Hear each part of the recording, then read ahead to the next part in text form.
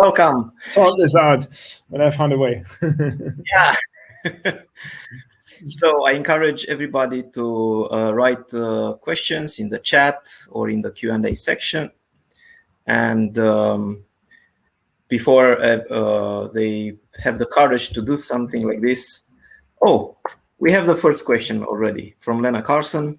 I'm curious on how you started. Was in one single city, and when you saw the product works, you expanded in more near cities? Mm-hmm. That would be a question. So for food delivery, we started really in one city in Sweden, and then it was all about scaling from there. And because a lot of people had the same idea at the same time. That often happens in our industry for some reason. We were then quite good at kind of merging with other companies and grew to an international company by acquiring or merging with at least 30 other companies over time. Last one was a big acquisition in Korea. And warehouses, it was, again, we tested the whole concept in Turkey and Istanbul, saw it really works, customers love it, huge demand for the services, then scaled it through other cities in Turkey, and then pretty soon after, I would say 4 months later, said this is something we can do pretty much everywhere, build an international team around it, and also globalize the product. And went with the plan to roll this out across our existing markets. So, of course, we didn't have to go from scratch because we had the delivery fleets already, we had the apps, we had the customers, so we could do this quite quickly. And now are live in 20 countries with their own warehouses. Yeah. And what about the warehouses? Did you buy them or you just rent them? This is our trick is to go into these small spaces in the middle of the city. They're not like huge warehouses, but what typically would be a little supermarket, and those are not so hard to find in the cities, and we can be close to the customer. We do go now for also large warehouses, which then deliver to the small ones, but these small ones we rent. Yeah. By the way, about they are called D-Marts. Yeah. Warehouse. Don't your strategy annoy your partners, your current partners, the supermarkets? Don't they feel threatened, or they are just complementary? Our main partner base is restaurants. So we have a few supermarkets, but we see kind of so for the restaurants it's not a threat. For the supermarkets, we see it's really complementary because you do two types of shopping. You have this big weekly shopping where you have a big basket that we do from the supermarkets, and then you have these top-up things where you say, "Ah, shit, I forgot, I need something very quickly," and then these D-Marts are great for that. Yeah. Let's talk a little bit also about your robot in Stockholm, Dora. Why robots? Are they and drones the future of delivery, or? I think. Yeah, we tested both. I think drones will be extremely difficult to get to work. Their range, stability, where can they land and start, and to do this autonomous is a tremendous challenge. I think too hard to solve at this moment. So we don't invest in drones. Robots, on the other hand, that travel on the sidewalk. With a certain degree of autonomy is much easier to do. We have this already live. We do thousands of orders, and then you can also kind of start simple by having almost a remote control center, where there's a camera in the robot and someone sits there and helps the robot over the street, or whenever they get confused. And then so we have this partial autonomy when for wherever the situation is easy, the robot goes on their own. If they feel like, I don't know what to do, they just call for help by an operator, and then the operator helps them. But why doing it? I think it's just a way to, we see in many areas that actually riders become very hard to find. We need so many of them. And we don't want to just depend on that the business, and it might also be an ability to even have a more reliable service, because especially during peak hours or so, it's hard to staff our teams. Another question from the audience is, today the aggregators are fighting for market share by subsidizing delivery fees and offer steep discounts. When this fight is over, how independent restaurants will be affected, in your opinion? I think restaurants are currently winning as they get a lot of platforms that do basically free promotion for them, and be it advertising or the discounts, and often that brings them new customers. It also helps them to just utilize their kitchen more efficiently, and it's typically much cheaper to delivery order than an in-house order. Yes, there's a dependence on the platform, but our goal is really to do this as a partner. That what the restaurant saves in cost, a part of that they of course pay to us as a commission. But as we at scale don't have so much cost, it's a pretty automated system. I think we don't have to charge fees that are threatening to the vendors. Yeah, you said that you are gleaning a lot of data from your riders, and I was very curious about two things. First, about your customers. How do you measure their happiness in depending on the time? Did you find a sweet spot for the time of delivery from your data? I think what we need data for is being very good at scheduling. There's big peaks during the day when people order, so we need to really predict these demands so we can have the right amount of riders on the street. And then we want to make sure these riders don't sit around, for example, wait at the restaurant because the cook is not ready yet, and that is expensive for us, not good for the riders. They get cold. Yeah, basically, that was the other question. How do you help your riders to be happy and productive? They like to move. It's not good to sit around. So for example, for every single restaurant, time of day and dish, we do prediction how long the cooking time is. So we know this restaurant at noon is always slow with these dishes because they get overloaded. So then we can predict with machine learning when we need to send the rider to the restaurant so that the food hasn't been sitting around and gets cold, but also the rider doesn't sit around. So that helps. The other thing that we can do is kind of optimize routing, because we have so much rider data that is actually more precise than what Google Maps has, because it's how the riders move is not the same as the average bicycle or a car, and they might, and we actually use that for routing and also predicting times, how long they take from A to B. Another question from the audience. You were talking about the delivery robots. Mm-hmm. What did you notice? Do your customers trust these ways of delivery, or they prefer the more classic ways, deliveries by riders? I think it's still to level experimental. What we do is we have certain zones where we test the robots, and then people kind of get used to the robot going around. The kids, play with them, see, and the dogs are getting like, what is this? And so we do it in a kind of a confined zone where there's also a lot of customers, a lot of restaurants, and not too much traffic, and then test it and learn and optimize. I think customers, our main tests are in Sweden and in Korea, and so far so good. I think but there's so many challenges. For example, getting into a building, riding an elevator, pressing a doorbell. I think in the end it's still a long shot project. Okay, let's talk a little bit about the organization. You use clear objectives and key results, the OKR strategy.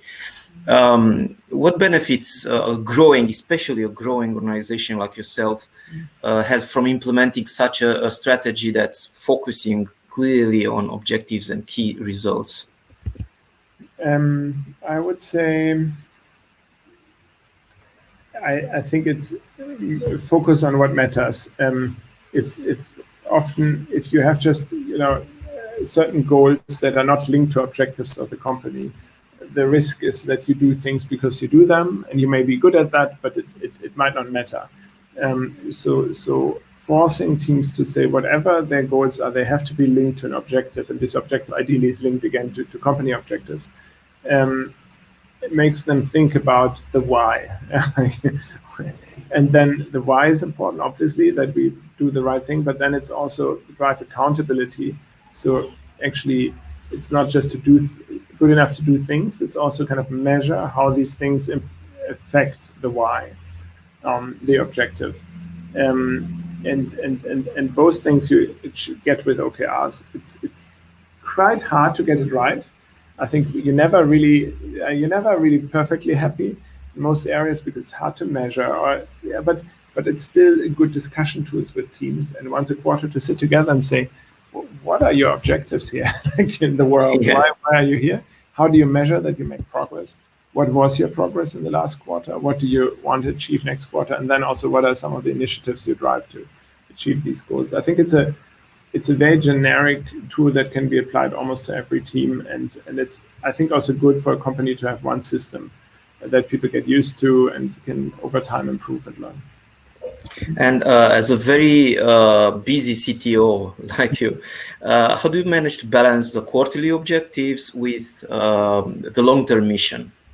Not I think being too focused on short-term. Clearly, OKRs are quarterly. Many people say, like, let's do it half year, whatever, longer cadence. But my view is similar with agile delivery. Increasing your release frequency is decreasing is typically not a good solution. It's more. You should think about why does it take long to release or build goals. So I rather focus on how can we make it lean. But it's quite an effort because you need to coordinate these OKRs with others. You need to align objectives. But once you do it frequently, you also get very used to it, and a lot of things that was basically carried over. You need long-term goals on top. I think that is not OKR is not the right tool. We have kind of a strategy process. We call it ABC: ambition, big bets, and commitments. So we have a very long-term ambition. That's a 10-year. Where do you want to be in 10 years? Then we have big bets, which we say these are the 5 things we believe in to get to this ambition.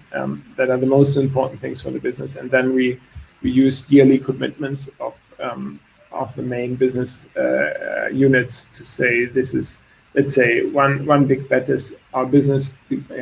Customers want choice. They love to have the more the better. So then one commitment could be in the next year we bring another 1 million restaurants on the platform or whatever it is. And that kind of links is another level on top of the OKRs that adds a long-term perspective.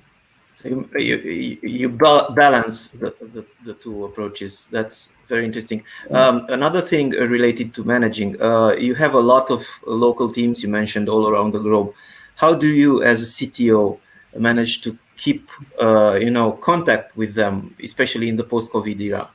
What's your drill, usual schedule? We are all on Zoom.